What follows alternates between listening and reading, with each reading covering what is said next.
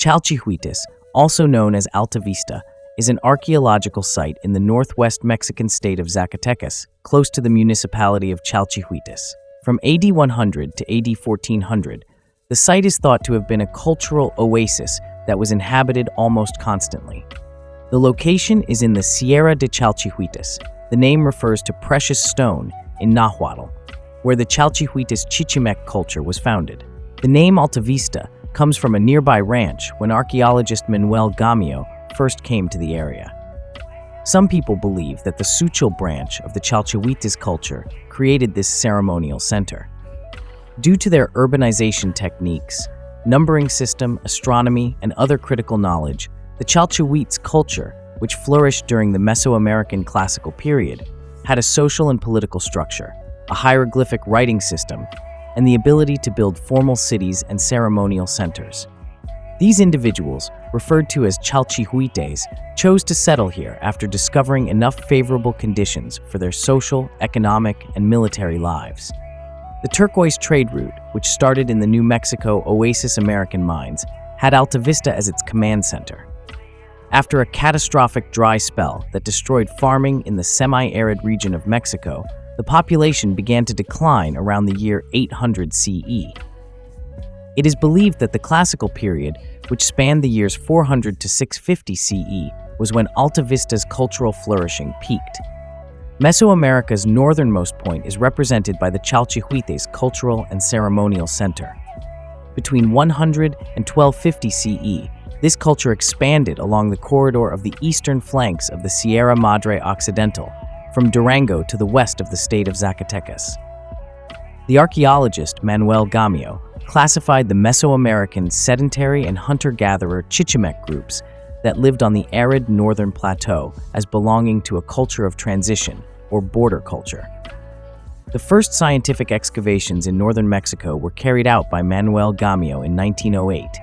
He conducted preliminary studies of the caverns in the area, which he regarded as defensive shelters, and he explored the area now known as the Columns Hall and the Annex Stairway in Altavista.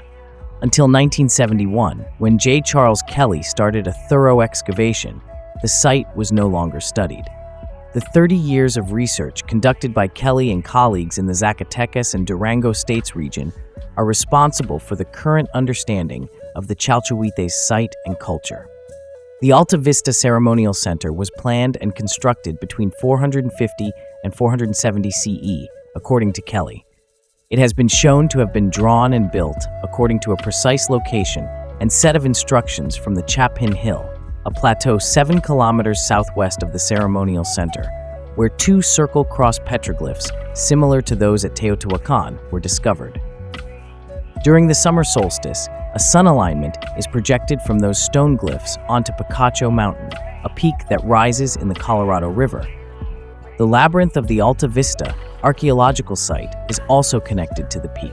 Altavista is situated nearly on the Tropic of Cancer and is oriented in a way that is uncommon in Mesoamerica.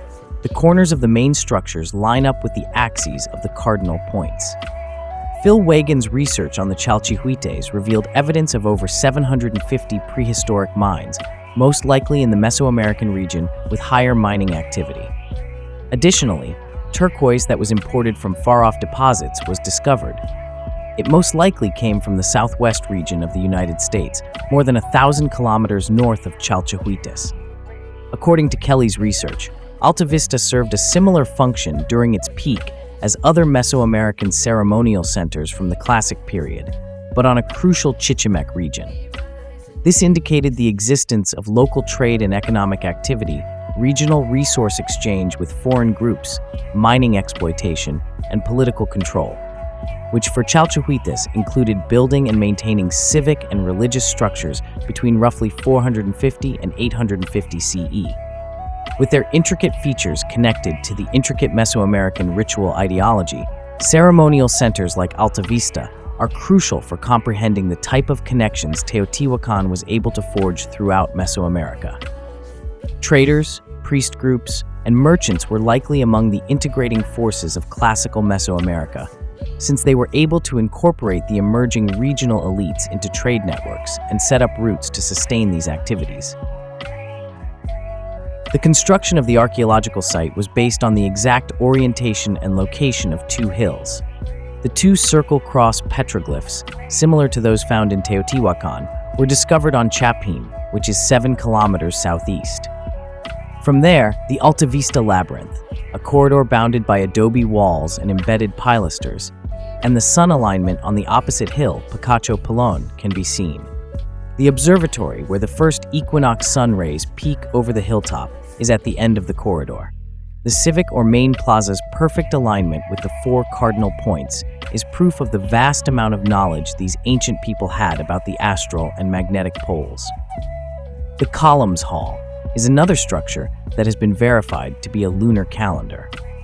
It has 4 parallel rows of 7 columns, each of which corresponds to a 28-day lunar cycle. The archaeological site is thought to be one of Mesoamerica's primary astronomical observatories and is situated close to the Tropic of Cancer. Its position makes it possible to observe the sun's equinoxes and solstices in relation to the sun rising by the nearby hills of Picacho, Pedregoso, and Chapin. It is clear that the majority of the structures on this property have not yet been investigated. It is believed that the 2 regular-sized civic plazas, each with a mound in the center, were used for human sacrifices or for participants in rituals or contests. It is important to note that the East Plaza has more hierarchical areas, which suggests that these were designated for local representatives of indigenous groups during events. The earliest site structure is this one. The remains of a quadrangular chamber with 28 columns supporting the roof are contained within this enclosure with a square base. 4 parallel rows of 7 columns each, varying in size and shape, make up the area.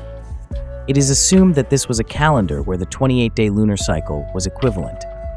The hall was built on a masonry platform and connected to a patio featuring a central altar and a raised walkway or corridor around the outside. It was discovered during excavations that the structure was meticulously constructed using a layout post system, which fixed dimensions to the lines of the outer and inferior walls. These posts were preserved and covered with stucco. The original building is thought to have had an open patio in the middle, and over time, the structure was altered by adding columns to support a full roofing system. It has since vanished after being filled up in a later phase to serve as a platform for a higher structure. It's likely that the so-called Gamio stairs led to the building above. Given that, a number of the columns appear to have been reinforced and that the outer walls also received some reinforcement, it can be assumed that the structure had some structural flaws. Near the structure's northern lower corner, a multiple burial was discovered. It contained 4 ceramic vessels used as offerings, which were presumably connected to the 4 cardinal points. An eagle clutching lightning and serpents in its beak and claws adorns the vessels' bodies. The structure is assumed to have been a temple devoted to the worship of Tezcatlipoca, the northern sky's nocturnal jaguar god. This pyramid is the final of 3 constructive stages, according to research done in 1976 by Kelly and his team. The remnants of a temple with battlements were discovered on top. The remains of 3 people with extremely ornate offerings were found in a crypt inside the pyramid. It is thought that these people were priest-governors connected to the solar cult. The adobe walls and floors were stuccoed on multiple occasions, and it is situated southwest of the Sun Pyramid. In the middle of the southeast wall is a 70-centimeter wide opening. 2 floor holes measuring 40 centimeters in diameter were discovered. These are thought to have been the bases of 2 wooden posts that supported a roof bracket for the ceiling. A rock furnace with adobe stucco sits in the middle. It is roughly 2 square meters in size. The floor of this structure contained a concentration of disarticulated human bones, primarily skulls, jaws, and long bones. The majority of the skulls had perforations in the apex, and there were 2 leg bones with remnants of mekat, rein, ropes tied to the ends. The skulls and long bones that hung from the ceiling have been inferred to be offerings or trophies connected to human sacrifice. This custom of ritualized human sacrifice and display first appeared in the Mexican River Basin during the post-classical era, 900 to 1519 CE, as a Tzompantli architectural element. It implies a connection between the mountain groups in this northern area and those in the central plateau of Mexico, adjacent to the Hall of Columns. It is a lengthy hallway with masonry walls composed of a number of pillars and returns at various angles.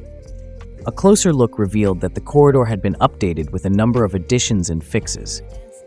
It has been shown that the summit of the Picacho Hill and the eastern extension of the corridor line up at the equinoctial sun's rise.